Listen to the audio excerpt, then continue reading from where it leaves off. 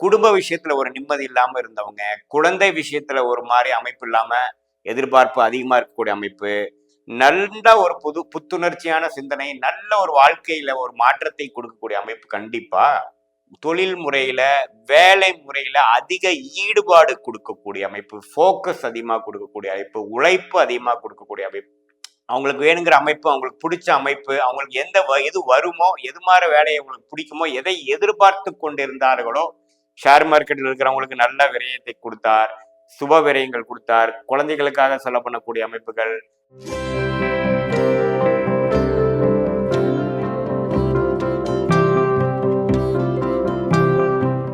வணக்கம், நான் உங்கள் அன்பான சயின்டிபிக் வேதிக் அஸ்ட்ராலஜர் அஸ்ட்ராலஜி பேசுகிறேன். நல்லது நினைப்போம், நல்லதே நடக்கும். தொடர்ந்து நம்மளுடைய சேனல்ல வரக்கூடிய வீடியோஸ்லாம் பார்த்துட்டு இருப்பீங்க நம்புறேன். எந்த விதத்திலும் மூட நம்பிக்கையிலே போகாமல் உள்ளது உள்ளவாறு சயின்டிபிக் வேதிக் அஸ்ட்ராலஜி முறையில துல்லியமாக பார்த்து கொண்டிருக்கிறோம். அந்த முறையில இந்த வீடியோல பாத்தீங்கன்னா மிதுன ராசிக்காரர்களுக்கு 2025 ஏப்ரல் 14ஆம் தேதி, அதாவது சித்திரை மாதம் 1ஆம் தேதி வரக்கூடிய தமிழ் புத்தாண்டு அடுத்த ஒரு வருடத்துக்கு, அதாவது ஏப்ரல் 14 2025 இருந்து ஏப்ரல் 13 2026 வரைக்கும் எத்தகைய ஒரு பலாபலன்கள் நிறைந்த ஒரு ஆண்டாக மிதுன ராசிக்கு இருக்க போகிறதுக்கு நம்ம பார்க்க போறோம். அதுக்கு முன்னாடி நம்ம சேனலுக்கு ஃபர்ஸ்ட் டைம் வரவங்க சப்ஸ்கிரைப் பண்ணுங்க, ஸோ தட் தொடர்ந்து நம்மளோட வீடியோஸ் மூலம் அடையும்.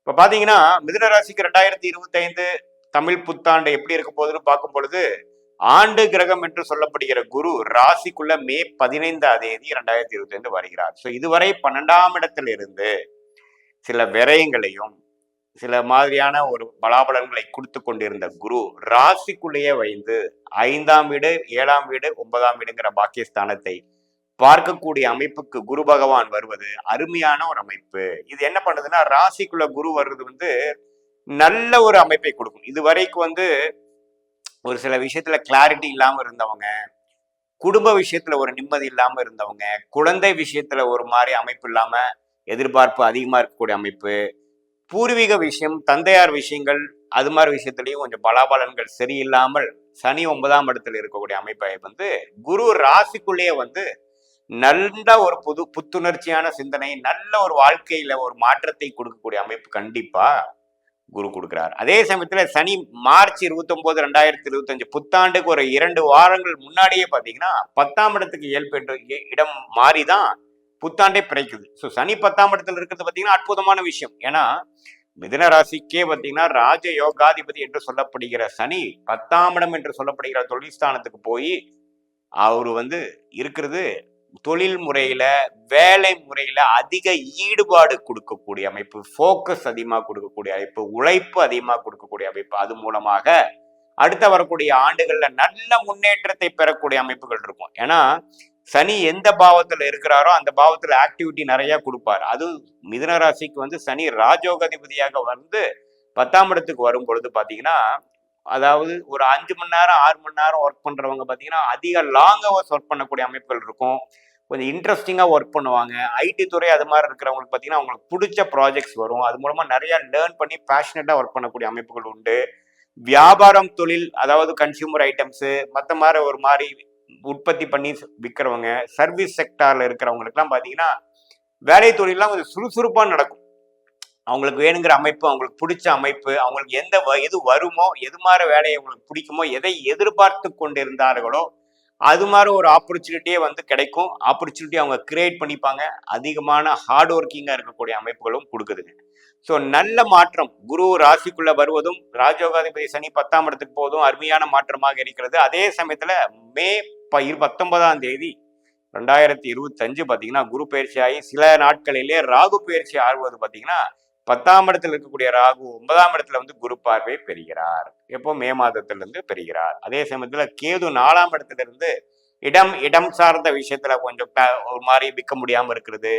அதாவது ஒரு இடம விற்கலான்னு பார்த்தா கொஞ்சம் லேட் ஆகுது. அதே சமயத்துல அம்மா தாயார் விஷயத்துல கொஞ்சம் உடல்நல கோளாறு அக்கறைகள் கொடுக்கக்கூடிய அமைப்புகளா இருந்து 3ஆம் இடத்துக்கு கேது வருவது பாத்தீங்கன்னா நல்ல லிக்விடிட்டி, நல்ல மாற்றம், நம்ம என்ன எதிர்பார்த்துட்டு இருந்தோமோ அது டக்குன்னு நடக்கக்கூடிய அமைப்பு, வேலை தொழில ஒரு நல்ல ஒரு முன்னேற்றம், அது மூலமாக பண வசதிகள் அதிகமாகி சில சுப விரயங்கள், கொஞ்சம் இன்வெஸ்ட்மெண்ட், ஃபியூச்சருக்கு வேணுங்கிற ஒரு நல்ல திட்டங்கள்லாம் தீட்டி செயல்படுத்தக்கூடிய ஒரு அற்புதமான ஒரு தமிழ் புத்தாண்டாக மிதுன ராசிக்காரர்கள் இருக்கிறது. இதுவரைக்கும் குரு பார்த்தீங்கன்னா 2024 மே மாதத்திலிருந்து 2025 மே 13ஆம் தேதி வரைக்கும் குரு 12ஆம் இடத்திலேயே இருந்து சில பல விரயங்களையும் ஷேர் மார்க்கெட்டில் இருக்கிறவங்களுக்கு நல்ல விரயத்தை கொடுத்தார், சுப விரயங்கள் கொடுத்தார், குழந்தைகளுக்காக செலவு பண்ணக்கூடிய அமைப்புகள், அனாவசிய செலவுகள், இது மாதிரி ஒரு ஃபங்க்ஷன், அது மாதிரி விஷயங்கள், சுப விஷயங்களுக்காக நம்ம செலவு பண்றது, ஒரு வண்டி வாகனத்தை பழைய வண்டியை கொடுத்து புது வண்டிக்காக ஒரு அதிகமான ஒரு டாப் அப் லோன் வாங்குறது,